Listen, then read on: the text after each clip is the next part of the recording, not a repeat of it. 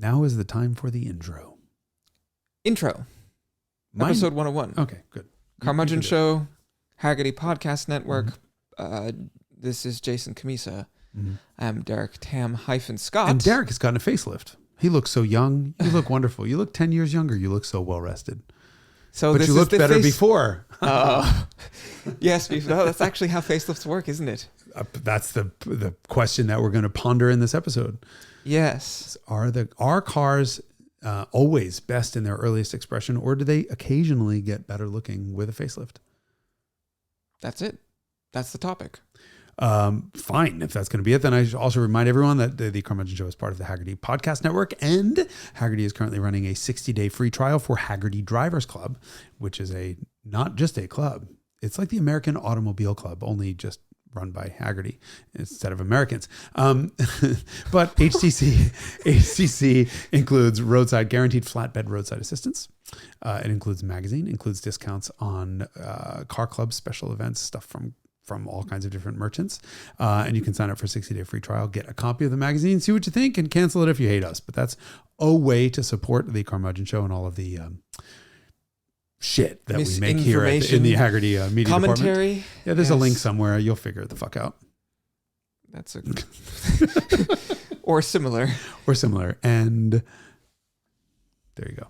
Derek's gonna clap. Yes. That one wasn't bad, if I may say so.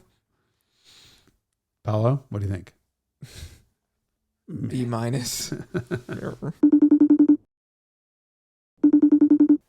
What is it, Jason? Hello. Hello. Weren't you supposed to read something? Read something. Yes. Lucid had some stuff that they wanted us to share.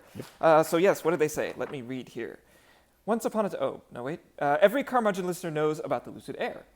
The longest range, fastest charging luxury electric car in the world. It's designed in California, assembled in Arizona, and Jason over there on your side of the screen has made more than a few videos about its incredible performance. What you might not know about, however, is the special lease and finance offers available on 2023 models of the Lucid-era Touring and Grand Touring. Get a new lease on electric. Visit lucidmotors.com for offer details. I think that's all I have to say on that subject. But anyway, we've got a sponsor. Great. Mega exciting. Is there anything else we needed to cover? No, I think that's it. Okay, splendid. Then in that case, let's get back to the original episode. Excuse me. Sorry. Yep, thanks. No problem. Thanks. Bye. Okay, see ya.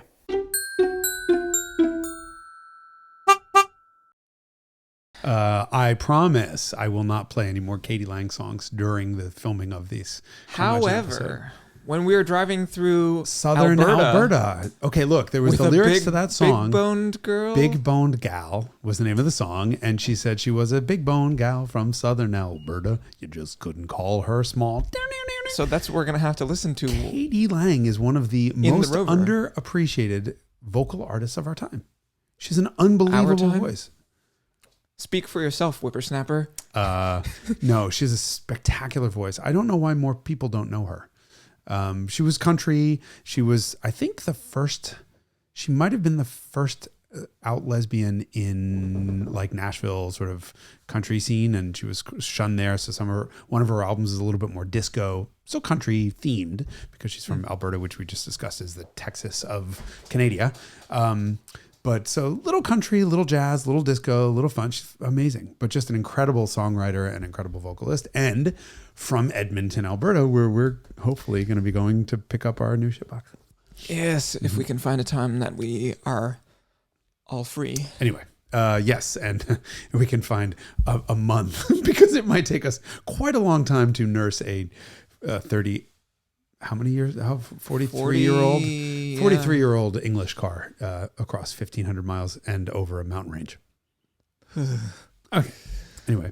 Well, is this the time where we talk about Haggerty roadside? No.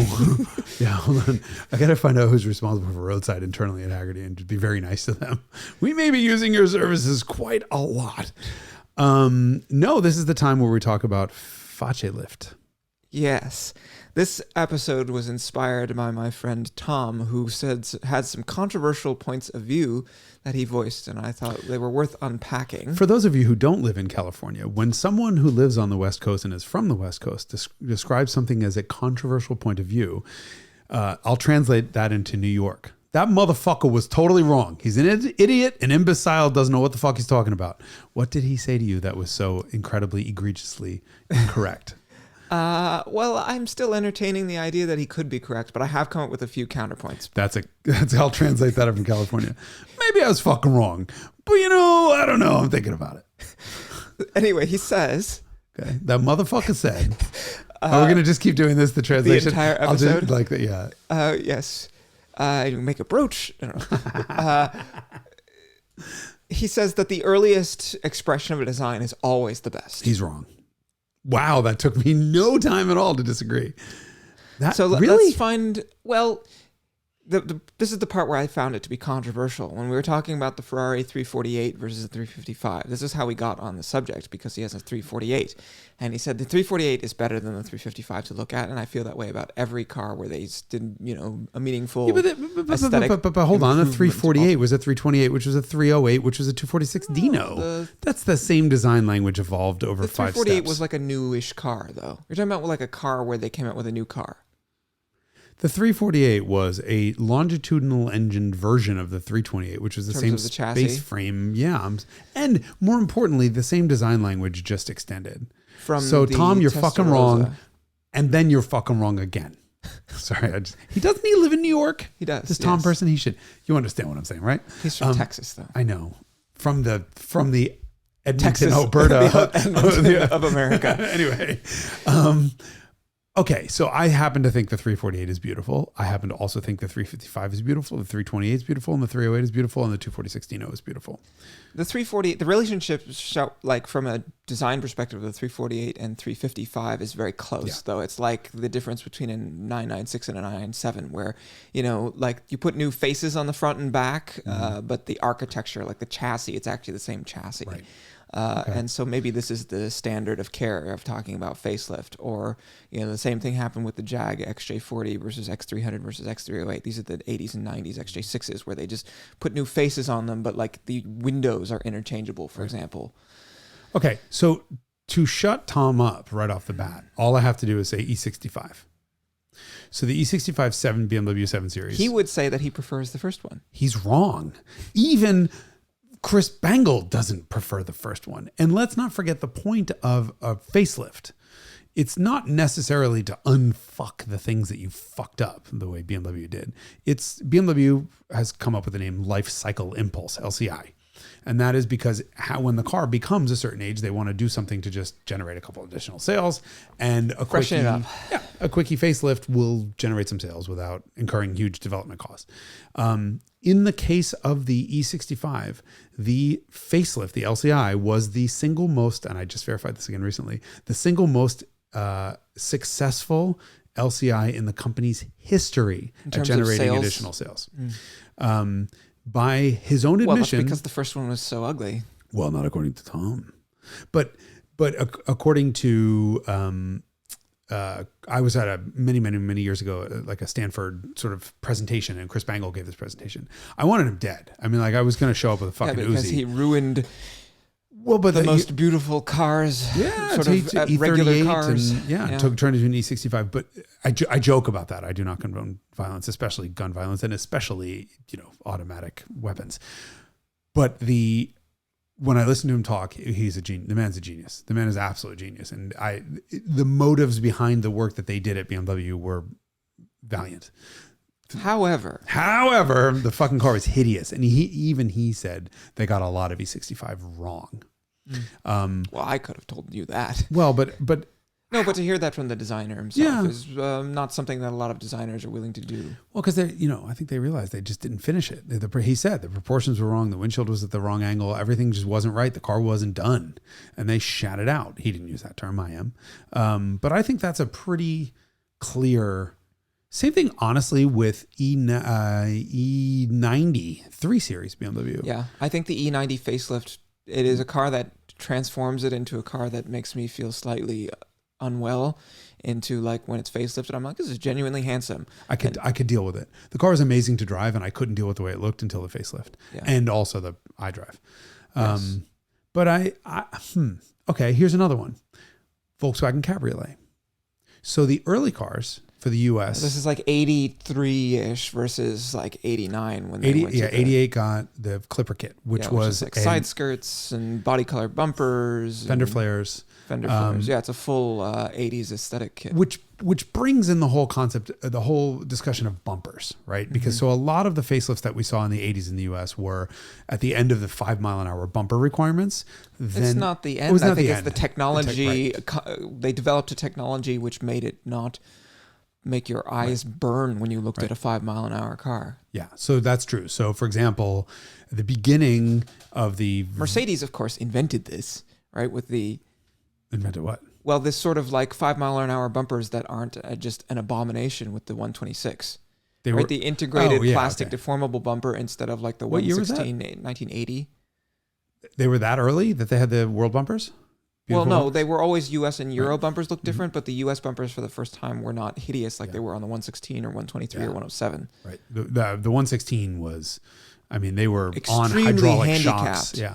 Extremely aesthetically handicapped. But if you look at the VWs, so you have the early chrome bumper and then the early US bumper cars. So Mark 1, the Cabriolet, right? Or Golf, right? And then at the end, the last couple of years, that car was in production from 83 until 93. So it was 10 years. So in the early car, you had these delicate little beautiful European bumpers that didn't work. And then these horrible US bumpers that worked, but were ugly. And at the end, all of the cars got the same bumper. There's a world bumper, but got those side skirts and fender flares. I would say the car really gelled most in its design at the end. Yeah. I think the early European cars, though, like if you look like a Swallowtail GTI or Swallowtail Golf, yeah, exactly. Okay, but they modernized the aesthetic, and you know, I also like those Clipper kit cars because you start to see some Porsche aesthetic characteristics creeping in, which I think is kind of neat.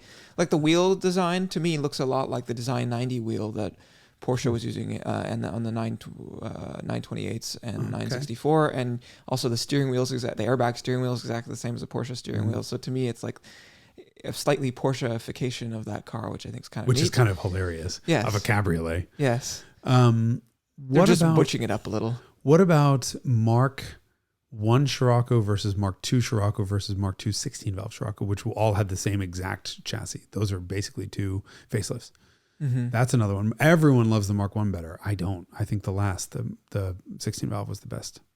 Yeah, it's a little bit more cogent, maybe. It's a little bit, it's just a cleaner shape. Why does everyone like the Mark 1 better? It's more like angular 70s vibe. Yeah. It looks more dated to me, but you know, you're buying an old car. You want it to be dated, I suppose. So a lot of people are, so I remember my mother was a Jaguar XJ6 owner and had a Series 3 XJ, and you know, I think one of the most beautiful sedans ever made. And then the XJ40 came out in the late 80s, which was that boxy shaped Jaguar, and everyone is really offended by it. I will say that now that I look at those cars, I think they've aged beautifully, and I actually kind of like them now. But when the 300 came out, which is when they went back to the 4 round headlights and the curvaceousness, everyone was like, thank the Lord, they've unfucked this thing. But now that I look back, I actually like the boxy ones quite well. Yeah, but do you like them as well as the Series 3s? No, I mean, but it's the most beautiful sedan ever made, you know, potentially. Which do you like better, the square headlight ones or the aluminum ones that came after? I never remember the Jaguar numbers. So there were three generations of round headlight ones after the square one. The square one was the XJ40, then they facelifted it to the X300, which were still 6 cylinders. But then they back to round headlights, which look better than the square headlights. So you're still saying the low point in design was the square headlights? No, I think the fish tank. I actually really like the fish tank headlights. Those are the rectangle headlights as opposed to 4 round headlights in this rectangle car. Where I mean, you need the nomenclature here to streamline this conversation. I actually prefer the late XJ40s now aesthetically, which I never thought would happen to me. Funny how time changes that, right? Yeah, it really does. And the more time that passes, the more you look back on the early ones. You know, this was happening because everyone, of course, wants the new car when it comes out. Countaches, I think, are an interesting example of this too, right? The early Countaches that don't have any fender flares, that don't have any junk, that don't have any spoilers or any wings or anything on them. everybody now is like, yeah, that's the one to get. It's the most pure and sort of 70s. But, I kind of like the 80s-ness of the later ones, even though they're tacky. The Wasn't the whole point of Lamborghini? Is to be distasteful. Right. Well, the whole point is to be tacky, I think, of a Lamborghini. And if you want a non-tacky Lamborghini, you go for Miura. And I think Miura was prettier than early Countach. Or Espada. Espada's the 4-seater.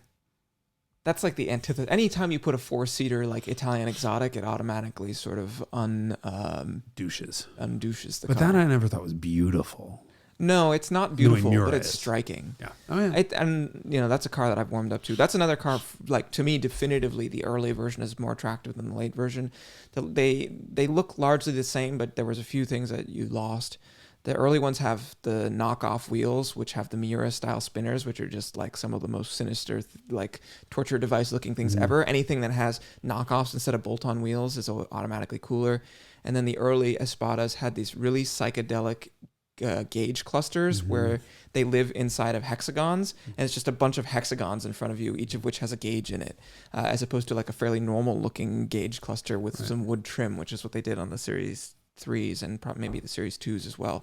So that's a car where, like, for sure the early version, I think it genuinely depends on the car. Renault R5 Turbo 1 versus Turbo 2.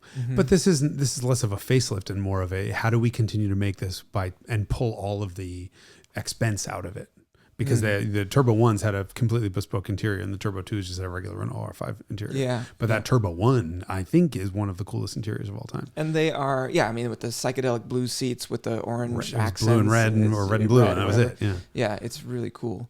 But then, another one where the late is definitively better to me is the Integrale. I think the Integrale looks much better in Evo form than it does in like the 8-valve early cars. I mean, it just kept getting wider and wider and wider. Yeah, but the cleanup of the bumper, I think, really, I think a lot of the facelift stuff really comes where they got better and better and better came from better bumper integration more than anything else. Yeah, certainly in that era. In that era, yeah. There is... Testarossa is a really interesting example that you actually mentioned offline, because that starts out as not a Testarossa. That starts out as, I guess that design language. It's a new car, effectively. Okay. So we talk about Testarossa. They substantially changed the packaging. Okay, so we can start the Testarossa lineage not at a 512BB with the Testarossa, which was monospecchio first, then it became 2 mirrors, and then it became 5-bolt wheels, then it became the 512TR, and then it became the 512M. That's right. What's your feeling on that? This is a thing where your objectivity becomes compromised. For me, the two things. As a child, I desperately wanted a 512TR. I still do. It's one of my favorite fuel-injected Ferraris. And then the other thing is, having driven them all, you like the experience so much more of the 512TR that I think I choose the 512TR. From a design purity standpoint, if you're just looking at it as a design artifact, I could see an argument in favor of the early cars, because it's just, everything is a straight line, right? There's maybe something discordant about the 512TR because it's got this sort of rounded grille and rounded lights on the front of the car, but the side of the car in profile is all straight lines. And so you say, like, it's a little discordant to have like the roundy faces elements with the straight line elements from the side. I think it's genuinely effective, and I think the 512TR is genuinely my preference. But I can definitely see from like a design's perspective, if you were to say, like, to someone who doesn't know anything about cars but is a designer and has like a keenly developed sense of aesthetics and architecture, wherever their domain is, you give them a Testarossa and a 512TR, they might be like, the early car is more harmonious for the sort of straight lininess of the whole car, which it was lost on the later ones. Wow. And then unequivocally, the 512M is an abomination and should be burned. You scared me, because I thought you might say anything nice about it. But holy shit, it's amazing how a company like Ferrari could take that design and fucking ruin it to that extent. It doesn't bother me as much as it bothers you, having just called it an abomination. I do. Well, when I was at Villadesta, there was a Sotheby's auction, and there was every single iteration, right? They are all beautiful, and they are all harmonious. The TR and the M have a different back end that's a little bit more humpbacked, and it was done for aero. Yes, there's a more of a curved like 911 11-ish rear end yeah, treatment. it's convex slightly instead of concave. Yeah, that's right. And so when you got to really look, right? TR base, and okay, you can kind of see the difference. And yes, those are little details. But when you look at a 512M and you look at those stupid ass fucking taillights and the horrendous smiling front end that clearly came from a rounded car. Yeah, it's from a 355. Right. It didn't work at all. Yeah. And I'm sure they're wonderful to drive. But yes, probably the best. Are they? So they're that substantially better than 512 No, it's not TR? substantially better than 512 TR. And so whenever I'm having a Testarossa conversation with someone who's like, I want a Testarossa, I'm like, buy 512 TR, because then you don't have to look at a 512M, and the difference between those two cars is relatively small compared to the difference between the TR and the early regular Testarossa. Testarossa, which were, that's a huge difference. Yeah, substantial. Yeah. All right. So there's one where we agree with Tom that like the first one is probably From the an purest. aesthetic standpoint purely. Right. But we're talking the detail. We're talking details here. It's like, 9.9, 9.9, 9.8, 9.8, 3.2. So, the first couple of iterations are almost as good. Yeah. What about, so we talked about BMW's bad years with the E90 and E65s. What about things like E38, which were the BMW's good years, or E46? E46 had 3 different front ends. Coupe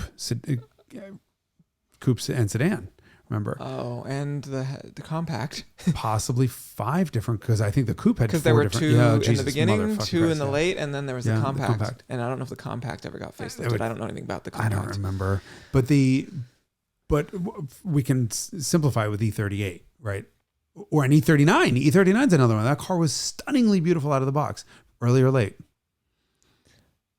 E38 is what I choose. Okay, so if we're talking E38, there was one facelift or 2. If I'm talking about E39, my answer is E38. I think the E38 is better looking than the E39. I'd agree with that. Better proportions. Yeah, the short high deck, the sort of like wedginess of the E38, which the E39 doesn't have. If you look at it directly from behind, I think the E38's aspect ratio is too low. High aspect, like it's just too squat from the back. Like it needs to be drawn out a little, which is exactly what they did with the E38. So to me, the E38 is just stunning. I think it's the best looking BMW sedan ever made. Oh. Just checking to make sure I truly believe that. Yeah, I hear your hard drive. You should upgrade to solid state. Yeah. Here's the thing. F30, I think, is a beautiful, beautiful car. Terrible pile of shit to drive, but beautiful car. But I don't know if it'll stand the test of time the way E38, E39 I don't did. think it will. Yeah. That's interesting, yes, because I do remember when the F30 came out, and I was like, that's very good looking. Yeah. And then I interacted with one, and I was like, this is awful. And then I can't look at the car objectively anymore because I have difficulty separating same here. the driving experience and the sort of perceived quality from the looks of the car. I think, so I know E38 facelift, which was the last, was there only one facelift? Yeah. Okay, it was a 2001. It was a single year. Oh, no. 99, 2000, 2001. But they did facelift it slightly for 01 because they put lower cladding was body color instead of black, and they changed to clear corners. Headlight. No, the headlights were done in 99. Wasn't there 01 a different, it's like a corner marker that was different than? It's clear instead of orange. That was the only difference? It's the same as a 2000 and 99. I don't know which I like better. I think I like the earlier one better. Yeah, I've had conversations with people who are really strongly in the early car camp. I choose the late car myself personally, but I think, again, that's because there was the Shorty Sporty, which wasn't available in the U.S. on the pre-facelift cars. And the combination of the M-Tech suspension and the 18-inch M parallels, which I think are just the way to have that car. And this is a reflection of the ways that the cars were available in the U.S. A short wheelbase 750 pre-facelift on M parallels in Europe, could be maybe the answer. Yeah. But for me, it's like I have to choose a facelift car because I want a short wheelbase sport package car. So it's a similar thing with E39s, which is I live in. You've owned an E38. I've owned 2 E39s. The early car, I think, was a more pure design, and it was the better design. I like the shape of the on the front end. You I like the fog lights. Right. The later car had, instead of 2 eyes with the headlights, it had 3 eyes because it had eye, and then that round turn signal, and then a 4th round element down below, which was just a, like off the shelf Pia fog light from the looks of it. Whereas the early car had Angel Eyes completely transformed the automotive industry. Yeah. we don't talk about Angel Eyes ever, but that is like the origin of all these sort of like designed daytime running light signature. Yeah. It really created the first genuine front light signature. Yeah, I have this extraordinarily vivid memory of I was driving on Highway 280 at night, and an M5. It was dusk, and he had the fog lights and the Angel Eyes on, but not the headlights. Mm-hmm. And so in the distance, you just see like he converted them to the Nitsa blue ones. Mm-hmm. So it's like you're looking at these xenon colored Angel Eyes and fog lights only coming up, in the left side with like a significant speed difference. And I was just like, holy fuck, that's the coolest thing I've ever seen. In 03, I got my wagon. It was a year old, but and that was a facelift car. So I had a 97 and an 03. So I had the first year and the last year of E39s. For the U.S. market. For the U.S. market. And what I loved is every single thing I didn't love. There was nothing I didn't like, but there were things that I didn't love about the early car were all addressed by the later car. So it went from a 4-speed automatic to a 5-speed automatic. And it was a GM sluggish kind of slush boxy automatic to a ZF 5-speed that was crisp and whatever. Engine family went from M52 to M54, and there were a bunch of upgrades there. Little things like there was a weird cruise control main button that was hidden that was stupid. There was no reason for that, and a recirc button on the wheel. Yeah. Right, so they moved that. They got rid of the recirc button and replaced it with the cruise control. Every little thing I didn't love about that car was comprehensively addressed. Steel sunroof went to glass, but it had Angel Eyes, and the first pictures I took of that car were Angel Eyes and fogs, and no headlights. Even though I had xenons on that car, which was my first xenon car, it was spectacular. But I would kill to have an early car. With the late Celis taillights, because the taillights were gorgeous too. Those are controversial. Some people don't like it. Oh, I thought that back in the day, and when now, they came out, you're like, it's so crisp, it's so modern, it's so contemporary looking. And they had clear. Because Jaguar did the same thing in '98, and the E39 got it in '99. Yeah. So that was like what everyone was doing was the sort of. And they had clear turn signals in the back versus the amber, amber plastic for the U.S. That was just stunning. But so what I did on my early cars, I put the Celis taillights in the back, but I couldn't do the Angel Eyes at front. That was, I think what we're saying on that car is the earlier design, same E38 and E39, the earlier design was better, but there were functionality improvements that we liked later on. Yes. And that's true, of Testarossa. It's true of a whole bunch of different cars. And it's also been interesting for me to watch my reaction to these cars evolve over time, because the case where I get it is X300 versus X38 Jaguar XJ when they went from the 6 to 8 cylinders. When the 8-cylinder one that had the clear diamond effect lights or whatever that you call them, they did that for the headlights and the taillights and the side markers and everything. When it came out, I was like, old one, instantly shit. Now that time goes by, I actually prefer the older ones more. And so you're like, oh, new, shiny, and you get into it. And then, after some time passes, I actually do often find myself returning to preferring. Exactly. Agreeing with Tom that the early cars are actually the better ones to interact with aesthetically. Okay. So we're going to end the argument right now. W124 Mercedes. Yeah, I know. That's the one. I mean, look, the 201 got better with a facelift, right? Unequivocally. Without question, right? Yes. And was, although I don't think Bruno Sacco himself likes the 2316 body kit. I think I read somewhere that he didn't.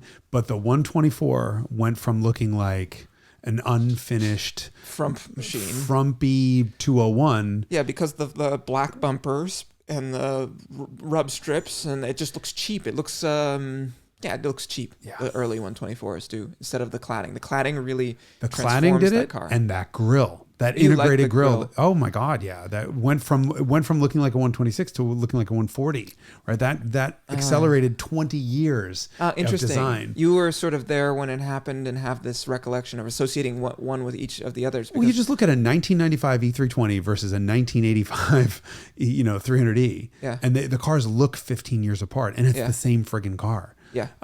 Because one of our friends who has a 4MATIC wagon one, he prefers pre-facelift. I think he's wrong. It's like a, it's like a. He's gonna listen to this. Because they're old cars now, you want the sort of more distant feeling car. The car that, like for example, I had a 912. And that car just looks so 1960s, right? Chrome window trim, skinny tires, high ride height, like small bumpers, and at the same time I owned a Carrera 3.2, which is 80s-ified, and there's no chrome, and the wheels are wider, and it just looks a lot more contemporary and familiar, and like it's not as remotely in the past, whereas you get this really evocative 1960s aesthetic with a 912. And the difference in people's reactions, this was now 10 years ago when I owned both of those cars, is really strong, because one looks decisively from another era, looks more vintage, and people reacted much more strongly to that car for that reason. And so, nowadays as time goes by, maybe the earliest, like unequivocally he prefers the cladding, but instead the older grille and the amber corners is preferable because it makes the car feel more distant and farther away from average, and farther away from now. That's a really interesting point. I just think that's a preference. I'm buying this car to look old, so therefore I want it to look old. But from a strictly design thing, which one is a better integrated, fully complete, comprehensive design? Is the question. Let's bring out the 512 TR argument, right? That car is composed almost entirely of straight lines, and now you're introducing a curved element on the front of it. Well, I think we agree that the early ones are probably better, but we prefer the late ones for... No, for the 124. When you facelift the 124, you introduce a curved element to something that otherwise would just be this incredibly rational, crisp, straight line arrangement on the front of the car. When you facelift a 124, what's curved? The corners of the top corners of the headlights where the grille is. Oh, come on. That's not really a curve. Yeah, it's just the hood becoming... it's kind of 90s organic blobified instead of like extremely rational bunch of straight lines. I see what you mean. But that is a tiny little detail element that I don't think... You're not rounding... You're not doing like 512M where you're putting a smiley happy face on a square car. What you're doing is just integrating a grille into the metal, the waterfall effect of metal from the hood, rather than having it clunked on the outside. Yes. Who did that? BMW did that. E36. That's another interesting one. E36 pre versus post facelift. It's very subtle. It was mostly you noticed that the grille moved from the outside to the inside, right? Yes, spilling out into the hood. But mostly what you notice with those cars is they painted all the black stuff body color, which modernizes the looks. That's the thing that really gets me. So I love the idea of like a planned facelift.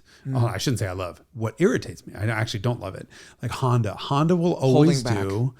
Yeah, they'll always do yellow turn signal lenses, and then pre-facelift they'll revert. It's almost always back in the day. Turn signal on top that's yellow or like amber, and then the red brake light below. And then at facelift they reverse them and make it clear. Yeah. Like that's just always a Honda thing, and you're like, all right, stop making it so fucking predictable. Like, just we know that's going to be reversed and it's going to be clear glass. Just give it to us now. What are you doing? Yeah. Except for the emergency back end facelift that they did on the Accord in like 05. There was one Accord sedan where the back was so ugly that they like emergency redid the back end because it was so hideous. I don't remember that. This is like 05-ish or 04, somewhere back then. But there was an emergency like 1 year only thing that they did, which was exactly the right answer. I mean, good for them for taking the feedback, unlike BMW on the E65, which took several years. Instead of like... There have been, I'm trying to think of other emergency facelifts, other like 1 year only cars before they got... Didn't they do that with the Honda Civic in 2012 or something? Civic it was really a 1 year, widely panned, and so they substantially revised it. 2012 Subaru WRX, but that was a tuning thing, less than a styling thing. Oh, really? Yeah, they did a massive redo of that car for 13. That's interesting.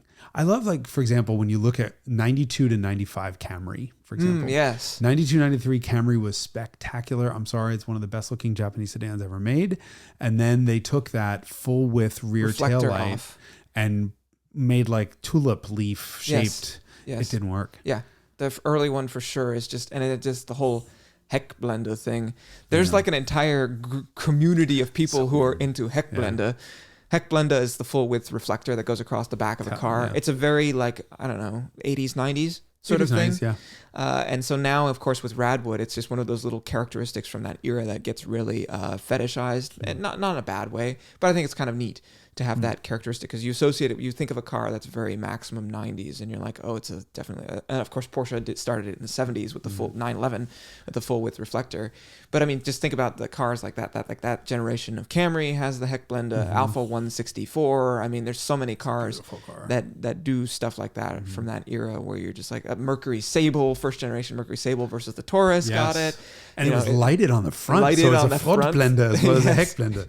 Yeah. So that's like I'm trying as you're very period thing, and I'm thinking 90s, and as you're saying this, another car that got much better looking with the facelift, Corrado. Oh, it wasn't necessarily a facelift. It was they had to re-engineer the front of the car for the VR6 versus the 1.8 liter G60. I think it's pretty subtle. It's pretty subtle, but when you see the two cars next to each other, so the 4-cylinder car had an inset hood, and the VR6 has a hood bulge, and then the fenders are much wider on the VR6. And it was one of those like, oh, it's a Corrado, and then you see them next to each other, and you're like, one of them looks like it's been working out, and the other one looks like it's had malnourishment. It's really an interesting concept, though, is which always looks better, because is it just a question of, do we like the more modern stuff because it's more modern? Yes. Do we like new for the sake of new, or do we like the original because that is the sort of like most pure expression of the design? And it depends on, I bet there's like a correlation between whether the original designer did the facelift or whether, that guy fucked off and did something else and was doing the first design of some other model. So then some other group of designers were like, we're just going to freshen this up. We're not going to bother the main designer of this car because they're working on another new design. I think the question becomes really much more interesting if you pull out bumper regulation design and integration like bumper technology. So that like eliminates all the really terrible early shit that you had in the 70s and 80s in the US that wound up getting better. And if you pull out Fox body. Arrow headlights, whole 1986 Arrow headlight thing, that instead of having the square or round sealed beam, so you got to pull three headlight options. You pull that kind of stuff out because obviously no one is going to think that a 1984 Mercedes 190 or 85 with the stupid recessed sealed beam is ever going to be as good as the original. But that's not a facelift. That was a technology and regulation thing. Yes. I just had one and I can't remember what the fuck it was. It was another car that got better. Damn it. What continent? I don't remember. If I remember that, I remember what it was. But I think if we pull out the technology and bumper design, we find that actually it is usually the original that's best. But E65 is definitely an example of E65. Yeah. E65 series was another one that did not suffer from its facelift. W124. I agree. The later ones. I mean, you have to have the cladding for it to be a good looking one. E46, the coupe facelift, I thought was a little fussy. The non-M ones, the one where they had like a weird random like bulge thing below the headlights. So let's talk E46 headlights, because to me the original one had two perfectly round. They were like somebody like an E38. Yeah, exactly. Two lower cutouts for the headlights. Scallops, exactly. Then they became stretched, like almost Pontiac-y, where they were sort of stretched and they were ovoid. And then the coupe got the dick-shaped one, was like a penis head and this triangular thing and then a straight line. And the organic shape, penis is technically an organic shape, but the organic shape of the original two little perfect round ones. Well, there's this very German characteristic, which is that the function of the headlights and the necessary roundness of them directly influences the design, and that is the least fussy way to execute that. So, 996 for your post facelift. There's a good question one, because the 996, the original one, was a cost cut. Yes. Thing. We can talk about Shingijutsu for a moment. Wow. I always like to talk about. Thank you. Porsche, almost went out of business in the 90s. And they realized that they were just producing, and this was true of Volkswagen also at the same time. They realized that the Toyota production system had revolutionized the way that things were getting built, because they were doing just-in-time production. They weren't carrying inventory. They weren't doing supplier relationships just on the basis of historic relationships that have been around for decades. They were like, we're going to put this out to competitive bid. You're going to deliver what we say when we say it, which is we're going to tell you when we need it, and you're not going to give us 6 months of inventory that we have to pay for and store, and then have some dude who's building a car go climb a ladder to find a thing or whatever. Like, we're going to do this intelligently. And Porsche and Volkswagen were both like not really building cars like that, whereas Toyota had figured out in the 80s that like that was the right way to make a car, because it was more efficient in terms of the number of hours to build a car, and you didn't have to carry like unnecessary random inventory, and you would buy stuff competitively instead of like based on historical relationships with suppliers.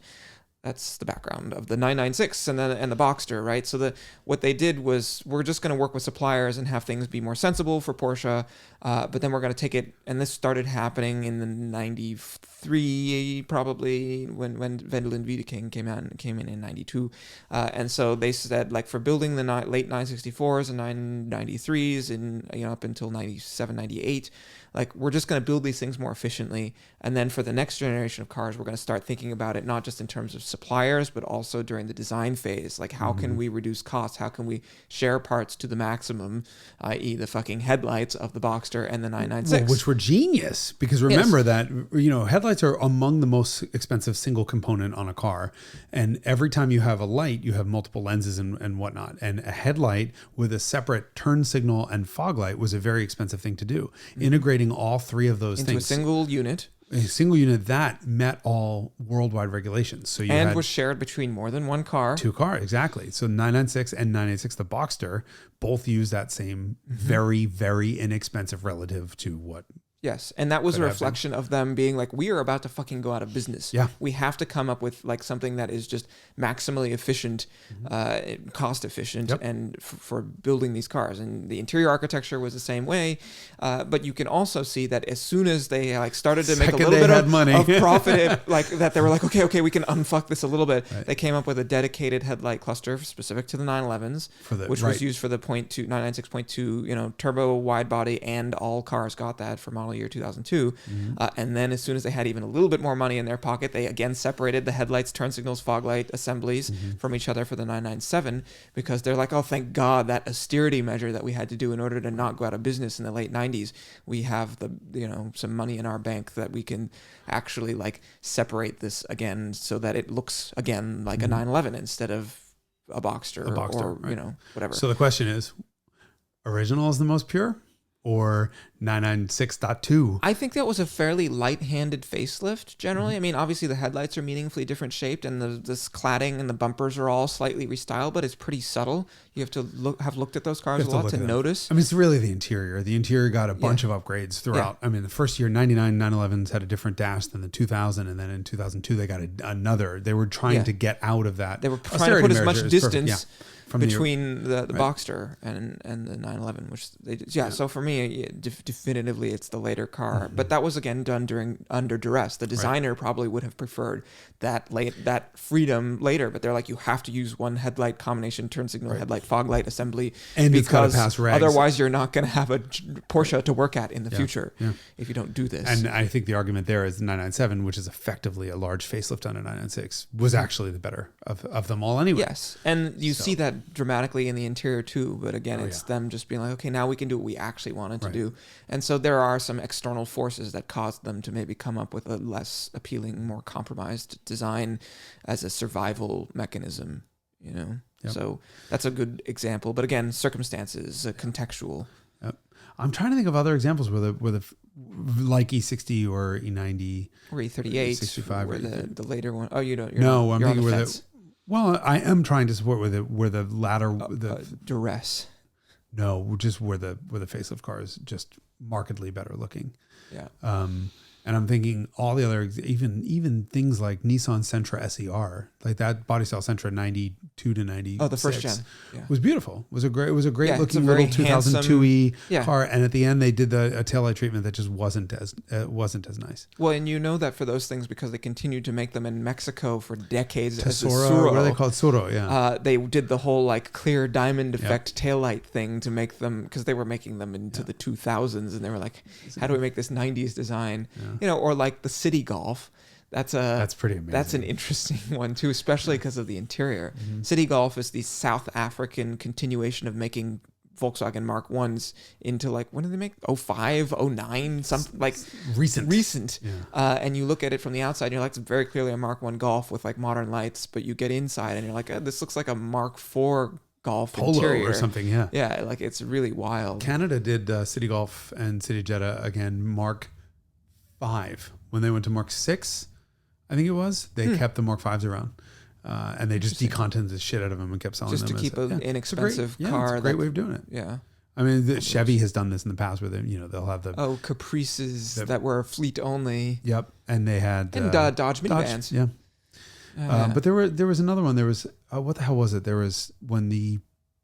Oh, there's a recent Malibu class. There was another one. They kept the previous Malibu, and it was available to customers.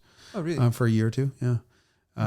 But that's not a facelift. It's not. We've diverted from the topic a little bit. I don't know if we've... Peugeot 505. Oh, yes, but that's a bumper one. And a headlight. Yeah. It's a bumper and headlight. They could have done a square headlight on this. So the U.S. cars had square headlights. So the Euro cars had this beautiful flush headlights, and the U.S. early cars had twin rounds or single rounds. Yes, they did have twin rounds. And then they with became the Paul Brack interior, which is a little bit more. Do you know Paul Brack designed the interior of the original 505? No, I did not know these. Yeah. Huh. We have to fact check that, but I'm like 90% sure that was a Paul Brack interior. And then they did a facelift that made it less wacky, less French, more. If they're trying to sell BMWs to BMW customers, then they needed something that wasn't so like French psychedelic. Yep. But they did go to a square sealed beam. Yes. Which would have been legal at the beginning. So yes. that was an aesthetic choice. Yeah. And then there was another change in 88, I think it was, with a different taillight again that was not as good. Yeah, with the horizontal stripes instead of the less BMW E24, E23 looking and more with the layers. Yep, but I would say that the late 505 was better looking than the early 505. I agree, but a lot of that's bumpers. Damn it. Body color bumpers. I'm trying to find other ones. I'm trying to prove Tom wrong. Alpha 164 maybe. I mean, with the spicy ones, with the sporty variants, they're all basically the same. But on the side skirts and the spoilers and stuff that were suckers. But they kept those as separate two-tone colors, which on the base cars they got rid of the two-tone. 82 Chevy Cavalier versus 86 Chevy Cavalier. No match is found. Like I cannot visually imagine what those cars. The early cars had a big headlight, big single headlight, and the later cars had two smaller rectangular. Oh, I can see the latter one. Yeah. It looks like a celebrity. Which was then not the same as the flush Euro headlights that were on the Cadillac Cimarron. Yes, because that's an economy car. This is an interesting one. The 6 headlight Cutlass in the 90s. Oh dear. When I hear 6 headlights, I immediately think Lagonda. Oh yes. Speaking of Lagonda, they facelifted Lagonda, but this is a car where I think unequivocally, and I hear Tom's voice in my head saying the early one is the way to go with all the psychedelic stuff, and the late one they lost the plot. I like the late ones, but I agree the first one is a better looking design. E30, that was a subtle facelift. Mm-hmm. So there were bumpers. So let's just forget about the U.S. cars because the U.S. cars 87 and earlier are just. But the early Euro cars had those delicate little bumpers and very whatever. Vintage car looking like an E28. But in 87, I think it was 87, they all got a different cut line for the rear wheels. They raised the cut line for the rear wheels. Really? Yeah. I did not know because they always looked ass draggy. Yeah, like it was 87. I think it was 87. I know that they did the taillights, I think. Oh, they did the taillights a year before they did the bumpers. Right. So they were separated by a year, but the first time they did the taillights, they also raised the rear cut. So the early cars, the front fenders have a bigger, higher peak than all the cars are higher in the front than the lower, but the ass looks draggy, and they fixed that, and that was a fix. So I would say E30s looked best at the end. Yeah, I agree with that. The small bumpers, the late taillights. Hear that, Tom? Sorry. Yeah, that's a pretty unequivocal one. But I think it's all of the exceptions that we found are really BMW. That's interesting. BMW's LCIs tend to be and Mercedes. Yeah. And 996 under duress. Under financial duress. We'll give them credit for that. All right. Is there anything not German that we can talk about? Sterling 825 to 827. No one knows what that. I can only see one car in my head when you say those words. Well, then 827 SLI, which was the hatchback. I can see the hatchback. It's just the front wheel drive version of the car. We need to find a Japanese car. We talked about Camry. We talked about Sentra. We need to find other Japanese cars that were better after the facelift. Not NSX. No, that did not work well. Other cars. S2000? I can't tell the difference. I can tell the difference, but I don't have a preference. NC2. Oh, excellent. Yes. Excellent. Miata NC2 was unequivocally way better looking than the NC1. And actually NC3 I think was better. Yeah. Yes. Because what they did with the NC2 is it's got a chrome outline around the grille, which to me underlines the sportiness of the car. So the first one is the oval. Right. NC1 is the oval. NC2 is the updated face, but it's very chrome. With caprices. Yes. And NC3, and then that's just a black bar and a void. There, to get his prices aggression. Yeah. NC3 for sure. Yeah. So there we go. There's a perfect example of a car that had 2 facelifts and got progressively better each time. Haha. All right. Okay. British. We talked about British cars. Saabs. 9000. I don't know what the 9000 facelifts look like. Well, originally the 9000 had kind of vertical headlights, then they raked them back, and then when you think about the Aero, they got a lot slimmer. And they did a completely new back end for the hatchbacks. Taurus. Remember, don't forget the 92? 86 to 92 Taurus. When they did the facelift in 92, where everything got slimmed a little bit. And again, when they got rid of all the oval shit, and from 96. Oh, yes, in 04 or something like that. Well, 96 was the first year of the ovoid car, right? Car with, yeah. And 96, then 97. It took them only a couple of years, I thought, to it was like tone that shit down. 03, maybe? I don't know. But yeah, that was like a more conventionalized version because the other one was blobby. Did Aztec, like, I'm trying to think, the question that pops in my head is, were there cars that were so unbelievably over the top where they had to rein it really back in? I'm sure there are. I'm sure there are. I can't think of any. Like that ugly back end of the Honda Accord, which I already talked about, the ovoid Taurus. Yeah. Cars that lost pop-up headlights never got better looking, did they? Diablo. Would you be open to Diablo 6.0? That's a car where they did so much technical change that it's really hard to parse that from the aesthetics. Mm-hmm. But it lost pop-up headlights. Yeah. As time goes on, I used to strongly prefer the late ones, and now as time goes on, as usual, then the early version starts to actually look pretty good. Okay. Interesting discussion. An interesting question, yeah. Okay, well, I don't know what we learned here, but we had a good time. Talking about facelift, I'm curious to see what people throw in the people comments. come up with a lot of stuff that we're just not thinking of right now in the comment section. Because, of course, it's not like we did any homework on this. No, we just started talking. If we had done homework, this could have been episode 1, the oh my goodness. We're just going to, every episode, when's the episode coming? Right. Well, this has been episode 101 of the Carmudgeon Show, part of the Haggerty Podcast Network. Tune in next week unless we died at the hands of our rover, which we find a time to go collect. One day we'll see it in person. Yes. And tell you all about it. Hopefully less time than it takes for a car to come across the ocean from Europe. Okay. That's the goal. All right. Bye. What is it, Jason? Hello.